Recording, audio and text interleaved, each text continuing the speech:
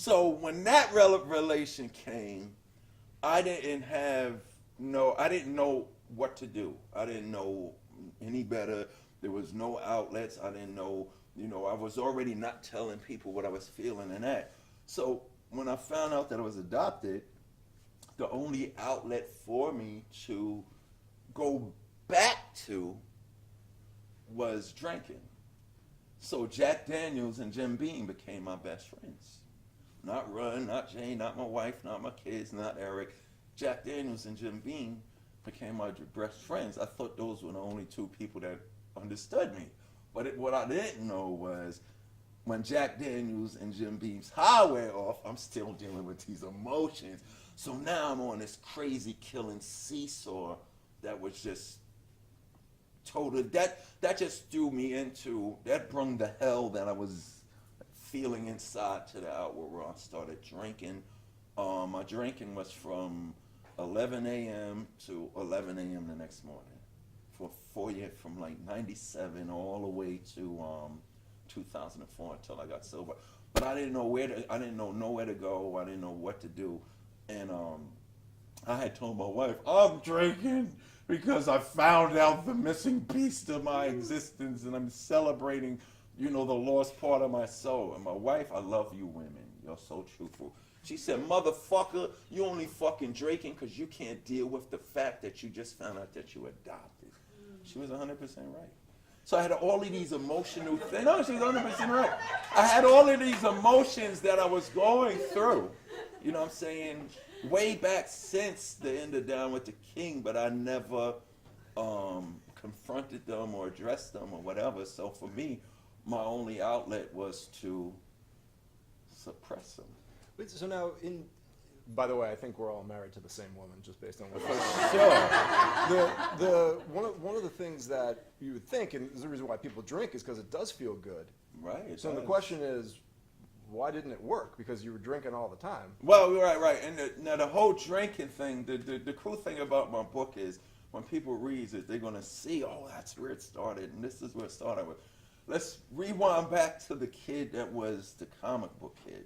When I first got into showbiz, my strength and my confidence came directly from my creativity. What I would do is, when hip hop came along, it was just I was make-believing that I was this DMC character guy.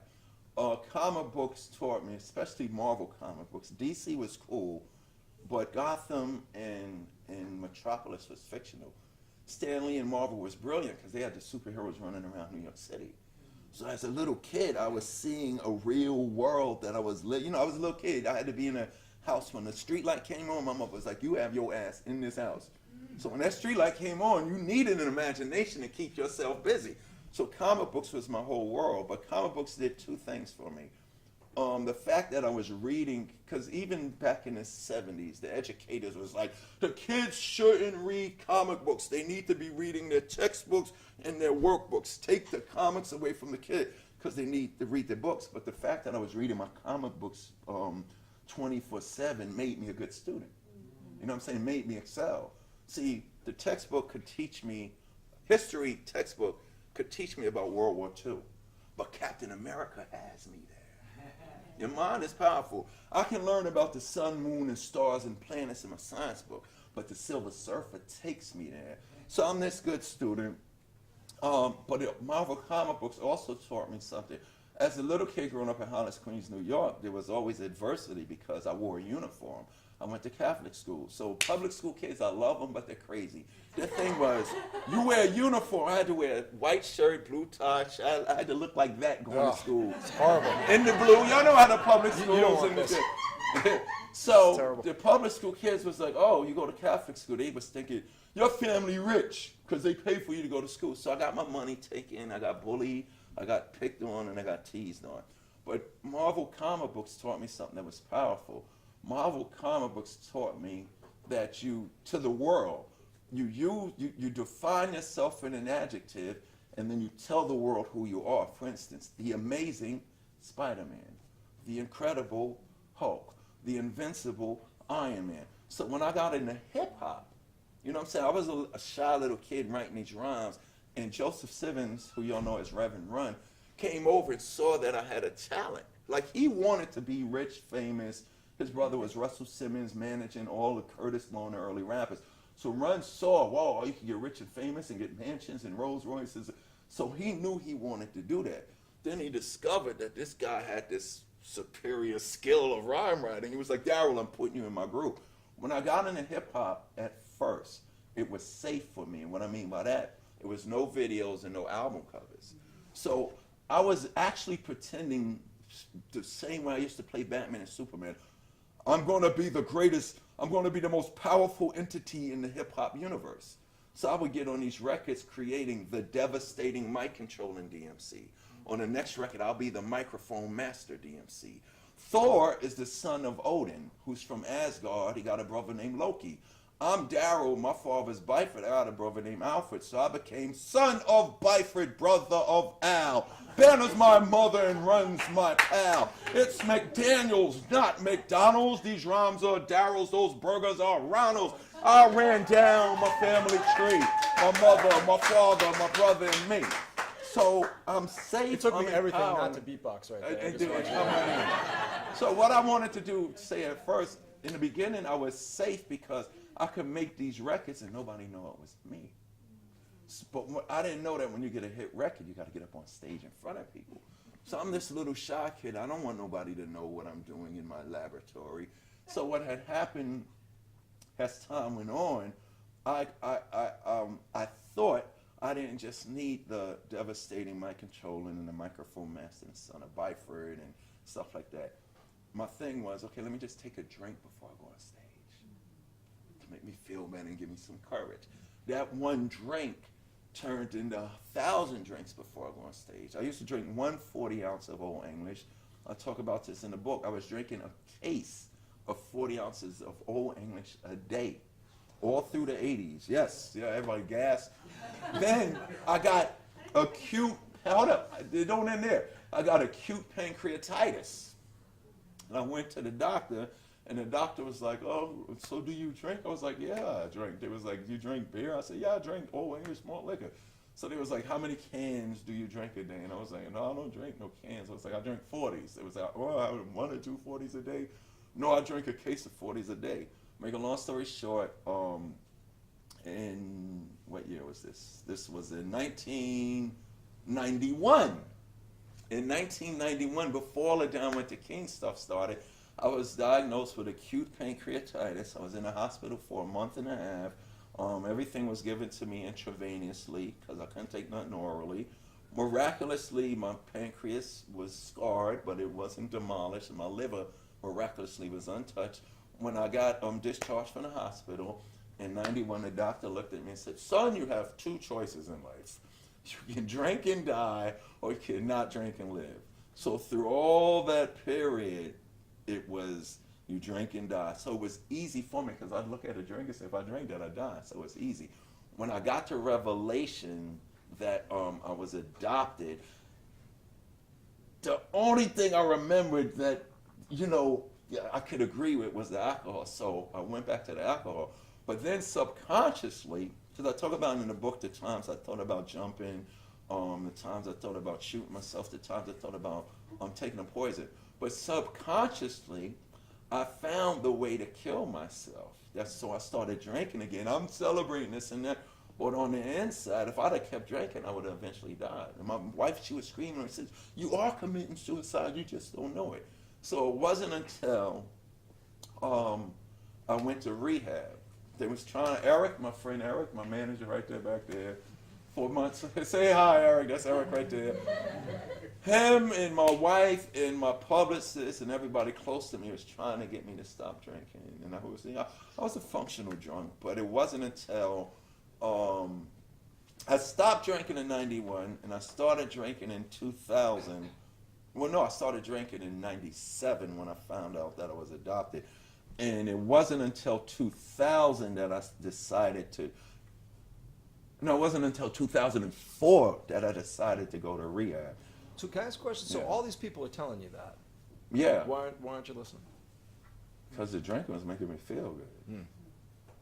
But like I said, when the high wore off, it was the worst. I mean, when the highs wore off, it was the worst feeling that I don't know anybody could ever go through.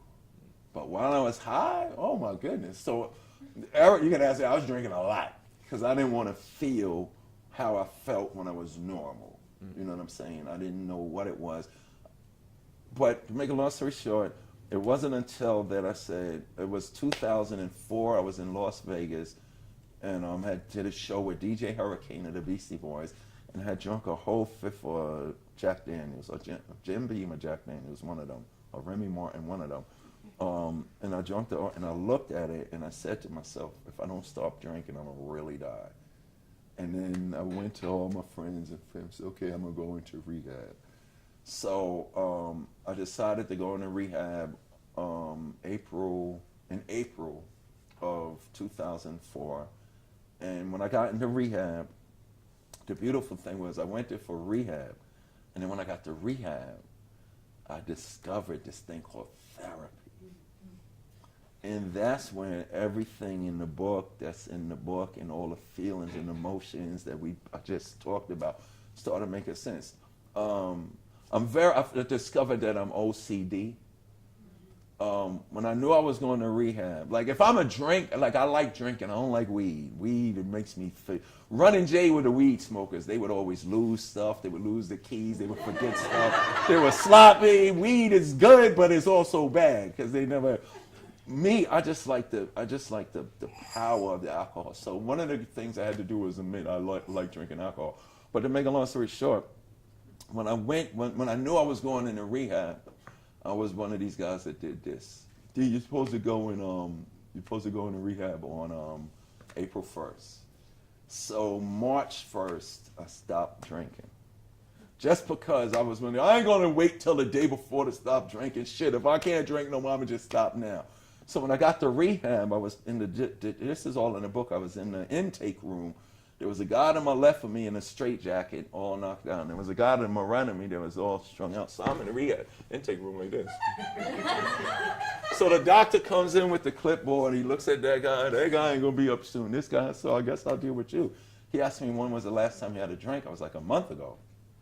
It's like a month ago, you don't need to be in here. So he put me right into the therapy program. And when I got into the therapy program, you go in and you answer the questions. So my first day of therapy, my doctor asked me this. He said, Darryl, first question he asked me was, during your career, was there ever a time that Run J. Russell or anybody at the record label ever did anything to upset you?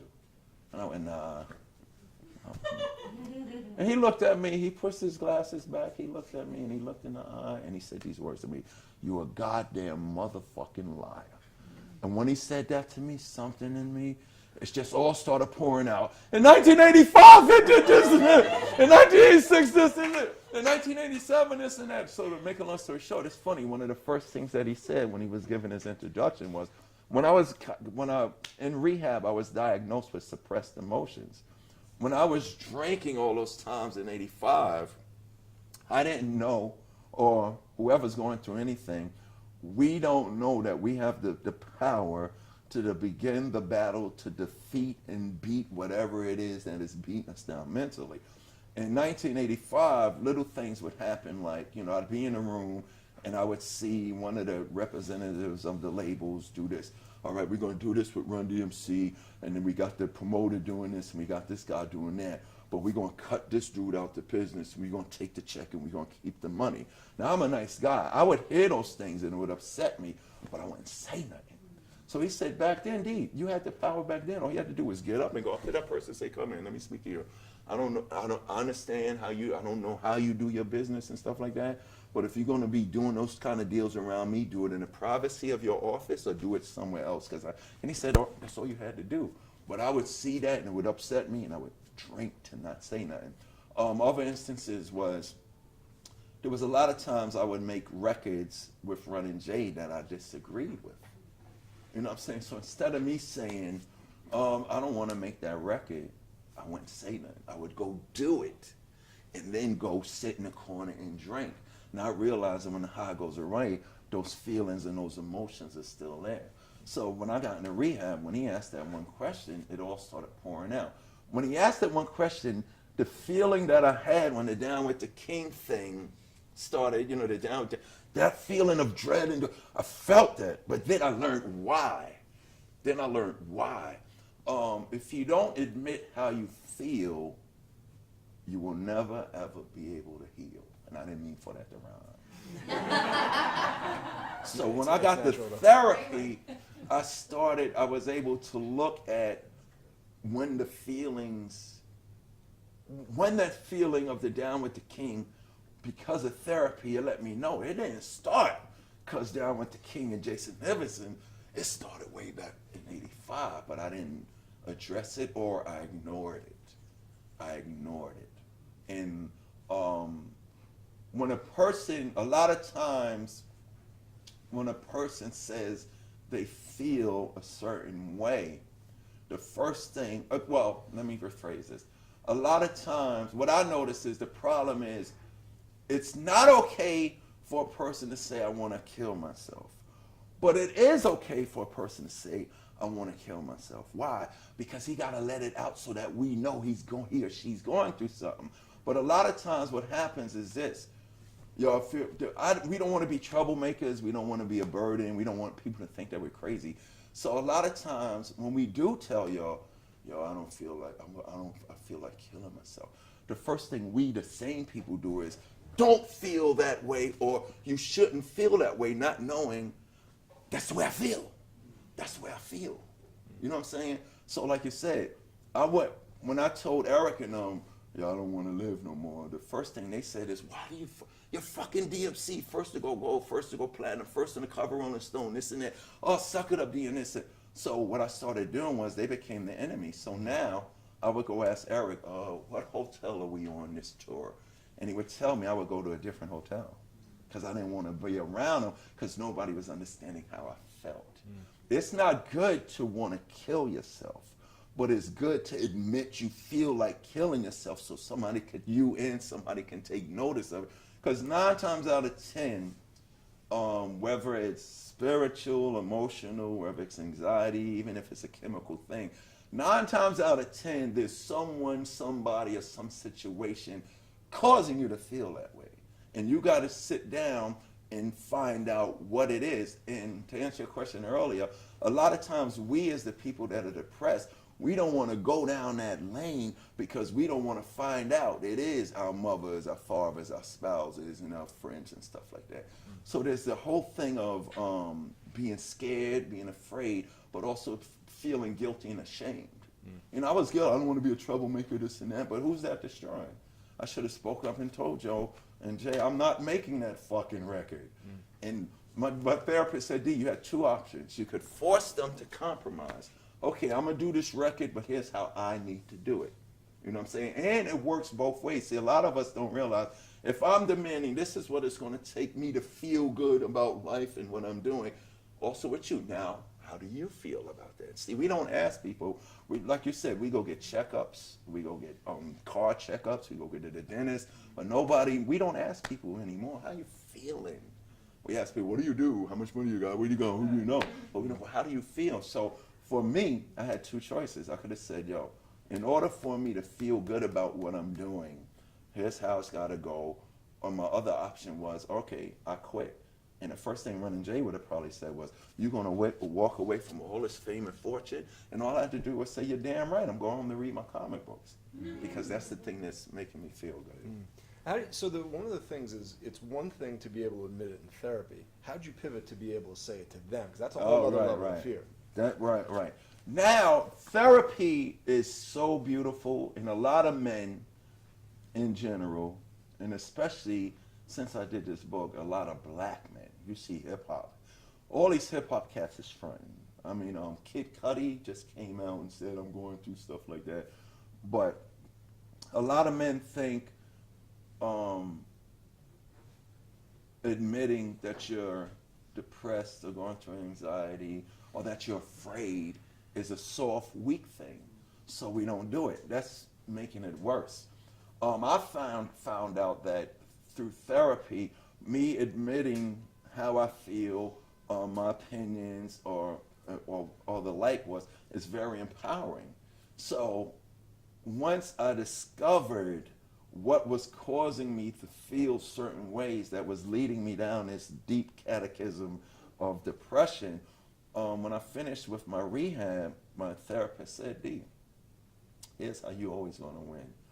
From now on, your truth is the most important truth ever. From now on, no matter what it is, you gotta tell your truth. You gotta speak up. Don't hold it in.